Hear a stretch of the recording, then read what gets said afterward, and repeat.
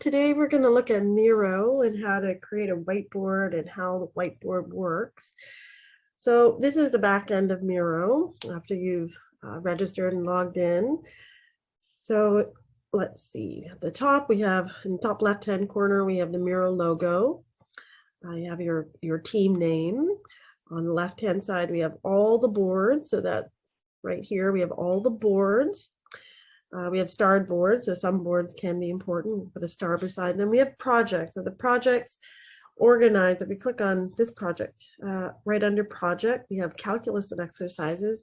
So all the boards that we've decided are related to this particular project or are in this category, we can put under a project. Explore Miro. So just some information that Miro gives you. Looks like vectors is another project with no boards in it yet. So let's go to all boards and see what's going on here. So at the top where it says create board, they give you a number of templates. So this may be useful for some people when if you're doing a certain task, or for example, if you're in a meeting and you're doing sort of a mind map and sort of getting ideas out. But in general, what we do is we just go to a new board. We just use a plain board where you can do all your writing and everything. All right, so now let's look at the board itself. Okay, so we have on the left-hand side, we have our pointer. It allows you to, our select tool. Below that, this gives us the various types of boards. Below that we have text, so that opens up a text box that you can actually type in, and then it gives you the various options for typing. For you have the font size, whether it's bold, whether how to justify it, bullets, you can add links and so forth. So very common as like Word. Below that we have a sticky note. So you can choose the color, that's a nice color, and then stick it on and you can type in it. So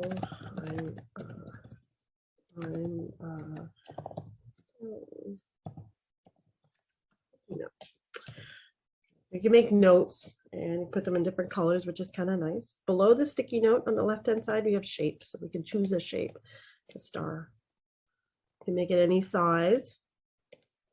Below the shapes, we have, what's this? Connection lines. Now, I don't use all these features, but they are interesting.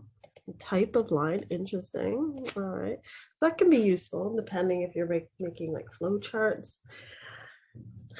But what we use a lot is the pen, and the pen's most important. So it looks like there's, what I've noticed, there's 3 different types of pens and 3 different sizes. Actually, if you click on each pen, you can adjust the thickness. So you can, in some ways you have 3 colors that you can predetermine. So in this case, they have green, yellow, and purple, and you can predetermine the size. So for example, the yellow one, let's say we want it that thick, and the purple one, say we don't want purple, we want one black, and we're going to make that one very, very small.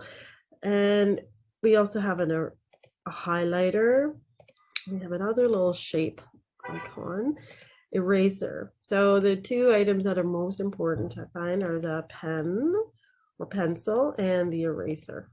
So the pen, let's say we choose a little black, the black pen, or we could choose the yellow one. That's a bit thicker because we chose a thicker nib for a pen, and the blue is the thickness of the green one, sorry, is between the black and the yellow. Now, if we want to erase, we just click on the eraser and we just erase. All right, so that's very important, or that's important for us. Below that, we have comments. So let's put a comment. So we can add a comment. Blank space. All right, so we have a comment. So when we click on it, it tells us what the comment is about.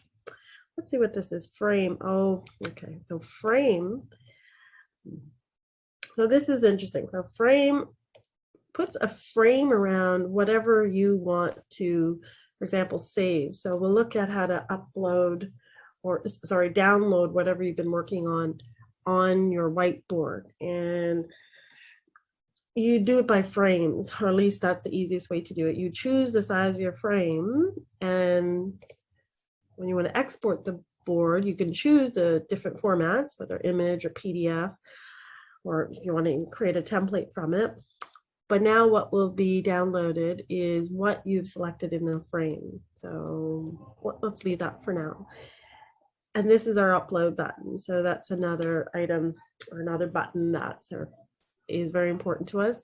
These three dots give us a whole lot of other options. So if you notice, Miro has many options. You can, again, I'm not going to go through all of them. You can explore on your own, but emojis is nice, a Google image search. So it's connected to a lot of things out there. All right. But the main one to get started is the pen. Once you click on that, you have an option for a pen, a highlighter, an eraser, and get the option for 3 different types of pens. Another option that might be useful is a line, and of course the select tool. All right, so now let's go to the bottom menu here in the bottom left-hand corner and have a look at these. I found these very interesting. So again, this one in the very bottom left-hand corner is that frame. So if you click on it, it shows you what frames you selected. So that's nice. Let's close that. And then beside that, we have presentation mode. So if you click on that, now we have a presentation. So the entire whiteboard is a presentation. So the menus along the border are gone, which is nice. All right, so let's see if we can, I wonder if I can get out of that. Yeah, so you click it, if it's blue, then we're in that mode. You click it again, we're no longer in that mode. So beside the presentation, we have the comments. So now if you click on that, then all the comments that were made on the board are displayed. So you can read them all. What do we have next? Chat. So that's a nice feature. So if you're sharing this board with someone, which we'll get to, you can chat. And this gives you, so on the left-hand side, the whole chat window opens up. You can see what's going on and what's being chatted about. Cards. Haven't used the cards yet. What do we have here? Screen sharing. So we can share our screen. So once we're sharing the board with other participants, we can share it.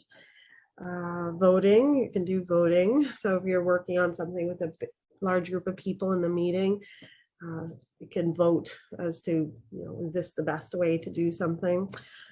What do we have here? Video chat. So Miro is quite nice because they have a lot of features, and one of them is video chat as well. Again, we don't use it too much, but that's a nice feature. So the video chat and the chat may be useful when you're working with others.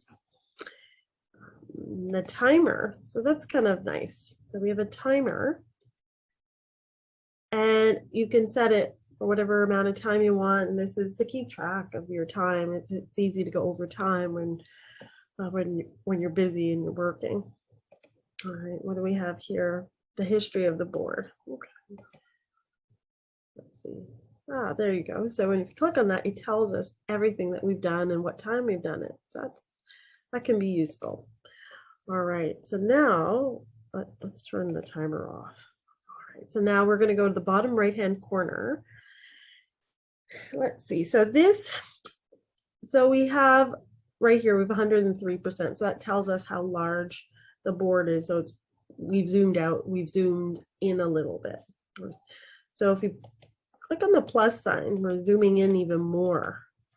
All right, and click on the minus sign, we're zooming out. So if we click on the double arrow with the vertical lines on either side, everything fits the screen. So everything that we've put on the board fits the width of the screen. Now, what do we have here? Pin map. So if you click on pin map, it shows us a little map of all the items that we've placed on the board.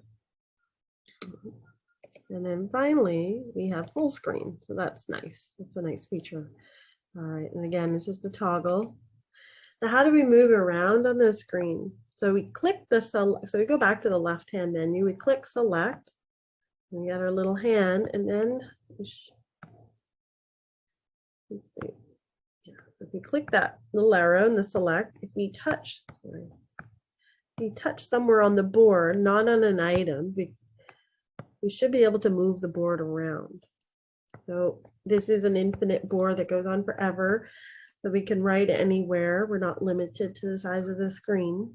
And the way we get around is by clicking the left arrow, the select, touching the board, and just moving it to wherever we want. So scrolling up or down, left or right. So that is also very similar to Miro. All right, so now let's look at the top right-hand corner and the items up here.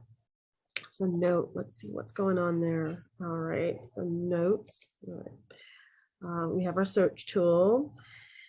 I find these items here are more, not so much about using the board, but sharing the board or information that Miro is telling us. Like you might have alerts, a guide, you have settings.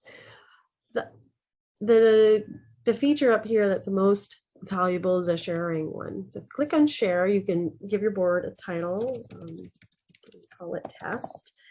All right, save. And then it gives you ways that you can share the board. So you can invite people. You have an invite link. And then it gives you the functionality that people that you share the board with can have. They can edit, no access, can comment, can view, like edit. And then anyone with the link, what can they do? Again, gives them functionality. And you can look at the settings. Oops, go back to share. And then the easiest way to share a board is to copy the link and send it to someone. All right. Let's get that there. Good. All right. The other feature that is important, if we go up to the top left-hand corner, we see this little export board, this little arrow. This allows us to save all the material on the board. We click that and we can save it as an image, PDF, and there's various other ways to save material, a template, download it as a backup, export to a spreadsheet, you can embed it somewhere. All right, so let's save it as a PDF, small file or best quality. Let's do best quality, export, see what happens. Oh, there you go. Click on it, and this is our board. So we didn't do a whole lot. Okay. All right, so I think that's about it. So this, let's go back up here. Okay, so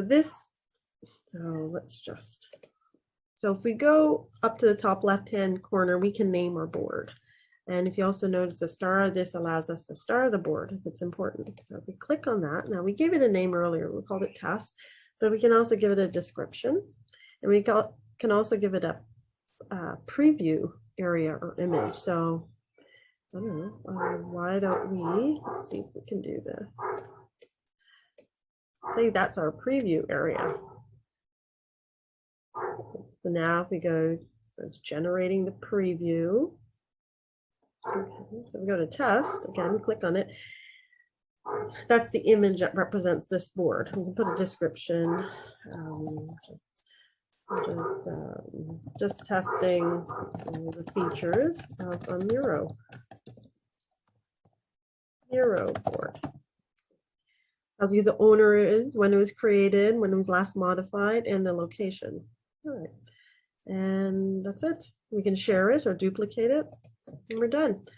All right, so let's click on the Miro logo in the top left-hand corner to go to all our boards again. And if we look at our list of all our boards, we have the board we just created, test. We click on, and if you notice, the little thumbnail beside it is the little picture that we chose for it. So we click on it. We have that exact board that we made. So that's the basics of Miro and how to just create a simple board and get started. The basic features. I will create a video where you're someone that's having a board shared with you and what features you see. All right, so thank you, and we'll see you soon.